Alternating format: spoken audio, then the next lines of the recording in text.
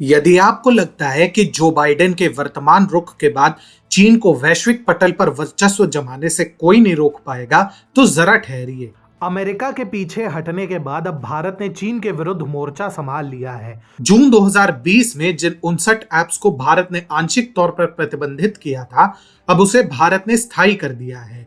यानी टिकटॉक सहित 59 ऐप्स पर लगा प्रतिबंध अब कभी नहीं हटाया जाएगा। हिंदुस्तान टाइम्स की रिपोर्ट के अनुसार हाल ही में नए नोटिस जारी करते हुए ministry of electronics and information technology ने जून 2020 में टिकटॉक सहित 59 चीनी ऐप्स पर लगे प्रतिबंध को स्थायी करने का निर्णय लिया है। सरकार ने इन ऐप्स को अपना पक्ष रखने का अवसर दिया था, परंतु परिणाम असंतोषजनक था।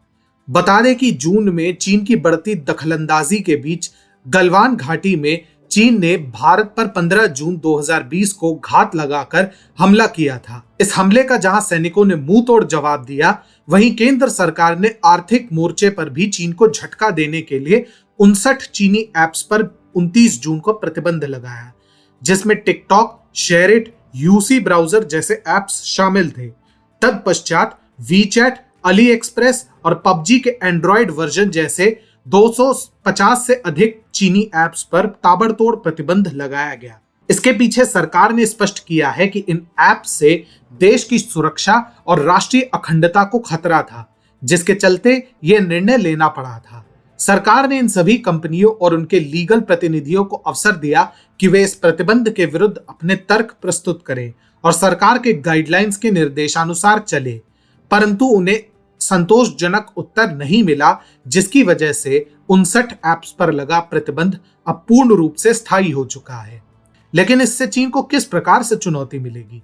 दरअसल अमेरिका में बाइडेन के राष्ट्रपति बनने के बाद से चीन के विरुद्ध चल रहा अभियान काफी ठंडा पड़ चुका है। स्थिति तो यह हो चुकी है कि अब बाइडेन सरकार कोरोना वायरस को चीन से जोड़ने से भी कतरा रही है।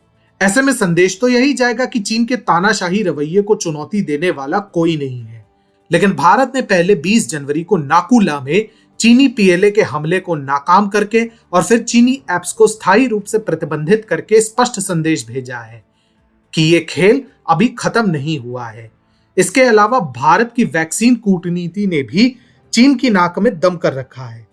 दुनिया के बड़े बड़े देश तो भारत के वैक्सीन की सेवाएं लेना चाहते हैं, तो वहीं दूसरी ओर चीन की स्ट्रिंग ऑफ पर्ल्स नीति भी नाकाम सिद्ध हो रही है, क्योंकि पाकिस्तान को छोड़कर भारत के लगभग सभी पड़ोसी भारत की वैक्सीन से काफी प्रसन्न हैं। ऐसे में अब चीन के समक्ष भारत एक मजबूत प्रतिद्वंदी के रूप में सामने आ रहा है और चीन के लिए अब अपनी मनमानी करना उतना ही कठिन होगा जितना ट्रंप के नेतृत्व में अमेरिका के समक्ष उसे होता था।